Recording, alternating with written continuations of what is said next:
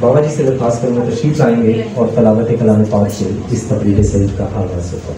السلام علیکم جی، اور سب سے پہلے ببلی آپی آپ کو، نعید آپی آپ سب کو بہت بہت مبارک، سرمد بھائی کو، اور کلام پاک کی ایک بالکل چھوٹی سی آیت تلاوت کروں گا اور اس کو توجہ سے سنیے گا، اور مجھے بھی اور خود کو بھی اللہ کی بارگاہ میں یہ قبولیت اللہ نصیب فرمائے۔ اعوذ باللہ من الشیطان الرجیم، بسم اللہ الرحمن الرحیم، اِنَّا أَعْطَيْنَاكَ الْكَوْثَرَ فَصَلِّ لِرَبِّكَ وَانْحَرْ إِنَّ شَانِئَكَ هُوَ الْأَبْتَرُ۔ آمنت باللہ وصدق اللہ العظیم۔ دو لفظ صرف کہوں گا، غور سے سن لیجیے گا۔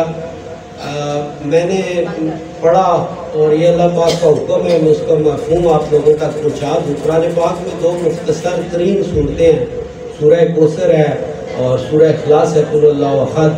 تو یہ آپ سب کے لیے رزق روزگار، آج ہم سب لوگ پریشان ہیں، تو یہ اپنی بہنوں کو، بیٹیوں کو یہ بھی بتا دوں کہ آپ جب صبح سٹارٹ لیں تو سورہ کوثر ضرور پڑھا کریں۔ اللہ کہتا ہے کہ مجھے اس صورت سے، رحمت سے یاد کرو گے تو میں تمہارے مسئلے مسائل حل کروں گا۔